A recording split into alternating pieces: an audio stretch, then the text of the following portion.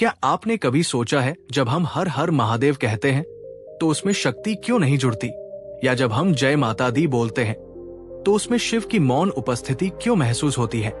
ये कोई संयोग नहीं, सनातन धर्म के मूल में जो दो सबसे रहस्यमयी, सबसे शक्तिशाली तत्व हैं, वे हैं शिव और शक्ति। और इन दोनों को समझे बिना हम ना तो स्वयं को और ना ही ब्रह्मांड को समझ सकते हैं। शिव मौन है, स्थिरता है, शक्ति गति है, स्पंदन है, पर दोनों एक दूसरे के बिना अधूरे हैं। शास्त्रों में कहा गया है, शिवम शक्ति आयुक्त यदि भवती शक्त प्रवृत्त न चेत देवम देवो न खलु कुशल स्पंदितुमि। अर्थात जब तक शिव शक्ति से युक्त है तभी तक वे सृजन, सहार और पालन कर सकते हैं, वरना वे इतना मौन और अचल हो जाते हैं कि हिल भी नहीं सकते।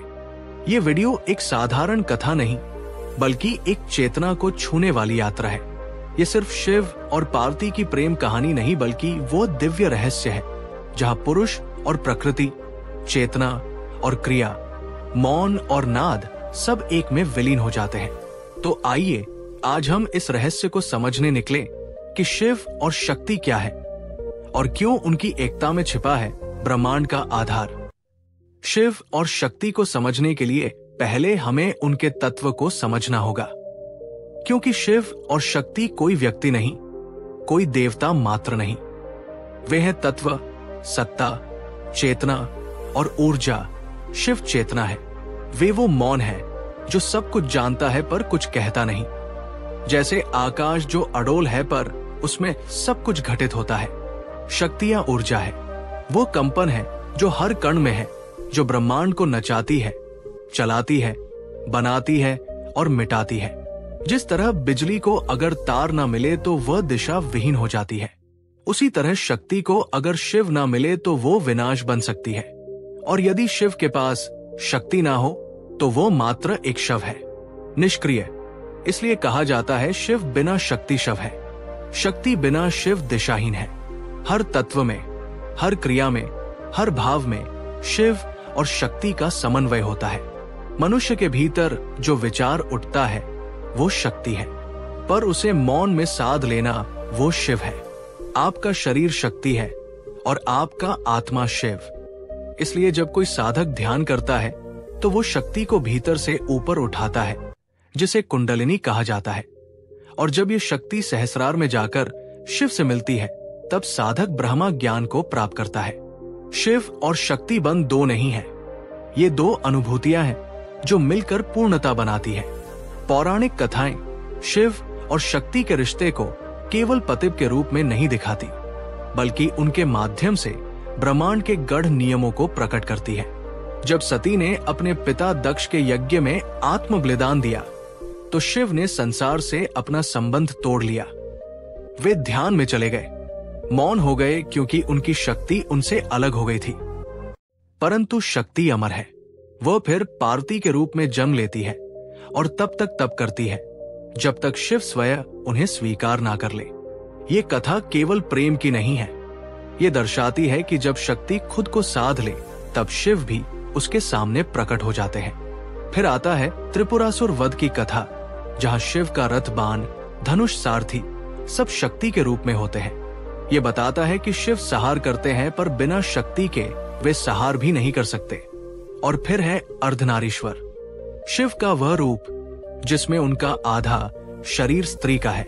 ये केवल प्रतीक नहीं, ये स्पष्ट घोषणा है कि ब्रह्मांड को चलाने वाली सर्वोच्च सत्ता स्त्री और पुरुष का समन्वय है। जहां शिव मौन है वही शक्तिनाद है, जहां शिव ध्यान है वही शक्ति क्रिया है, जहां शिव निर्विकार है वही शक्ति सृजन है। इन कथाओं के माध्यम से हमें ये सिखाया जाता है कि क्षमा, शिव और शक्ति मिलकर ही सृष्टि है। अब प्रश्न ये उठता है, क्या शिव और शक्ति केवल मंदिरों में है, या क्या वे केवल मूर्तियों और चित्रों तक सीमित है? उत्तर है नहीं। शिव और शक्ति हमारे भीतर है। हर इंसान के भीतर चेतना शिव है और ऊर्जा शक्ति भी। पर जब तक हम इस सच्चाई को अनुभव नहीं करते, हम एक अधूरे जीवन में जीते हैं। आप जब मौन में उतरते हैं, जब आप भीतर की आवाज को सुनते हैं, जब आप सांसों को देखना शुरू करते हैं, तो आप शिव की ओर बढ़ते हैं। और जब आप भावना से प्रेरित होकर कुछ करते हैं, जब आपकी ऊर्जा रचनात्मक होती है तो आप शक्ति में प्रवाहित होते हैं। ध्यान और सेवा, मौन और कार्य, इन दोनों का संतुलन ही असली साधना है। तंत्र, योग, वेद, हर मार्ग यही कहता है कि शिव और शक्ति को समझना नहीं जीना होता है। जब आप शरीर को साधते हैं, शक्ति को जागरूक करते हैं। जब आप मन को स्थिर करते हैं, शिव के समीप पहुंचते हैं। जब दोनों एक हो जाते हैं, तब साधक पूर्ण हो जाता है। तब भीतर कुछ ऐसा घटता है जो शब्दों से परे होता है। इसलिए शिव और शक्ति का मिलन कोई बाहरी घटना नहीं, बल्कि एक आंतरिक क्रांति है। जो इस रहस्य को जान गया, वो मंदिर में नहीं, स्वयं में शिव और शक्ति को पूजता है। जब हम पूरी यात्रा पूरी कर लेते हैं, तो अंत में एक ही सत्य सामने आता है। शिव और शक्ति दो नहीं, एक ही है। एक रूप मौन का, एक रूप संगीत का, एक आत्मा, दो अभिव्यक्तियां। शिव को जानना है तो शक्ति को स्वीकारना होगा। शक्ति को समझना है तो शिव की मौन चेतना में उतरना होगा। हम अक्सर जीवन में या तो बहुत ज्यादा सोचते हैं या फिर बिना सोचे ही कार्य करते हैं। पर जब सोच और कार्य, ध्यान और गतिन संतुलित हो जाए, तभी हम शिव और शक्ति के समीप होते हैं। इसलिए हर साधक, हर भक्त, हर आत्मा को यह समझना होगा कि वो स्वयं अर्धनारीश्वर है। जब तक आप अपनी शक्ति को दबाते हैं या शिवत्व से दूर भागते हैं, तब तक आप अधूरे रहेंगे। लेकिन जब आप दोनों को स्वीकार करते हैं, तो ना बाहर के मंदिरों की जरूरत रहती है, ना किसी विशेष स्थान की, क्योंकि तब आपका स्वयं का हृदय मंदिर बन जाता है। आपका मौन मंत्र बन जाता है, आपकी ऊर्जा पूजा बन जाती है। तो अगली बार जब आप हर हर महादेव कहें या जय माता दी बोले, तो उन्हें अलग न समझें, बल्कि महसूस करें कि ये दोनों एक ही परम सत्य के दो रूप हैं। शिव और शक्ति, हर हर महादेव, जय मातेश्वरी।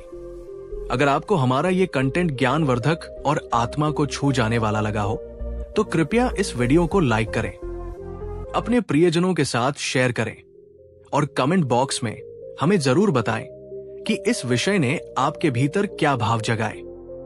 आपका एक छोटा सा कमेंट हमारे लिए प्रेरणा का एक बड़ा स्रोत होता है, क्योंकि हम हर शब्द को पढ़ते हैं, महसूस करते हैं और अगली रचना में ढालते हैं।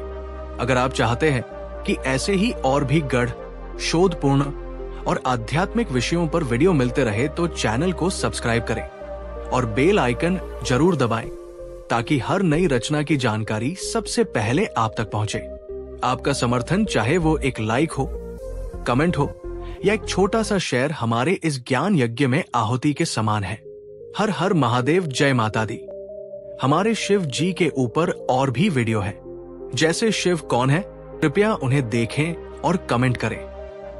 बताएं कि आपको वीडियो कैसा लगा। धन्यवाद।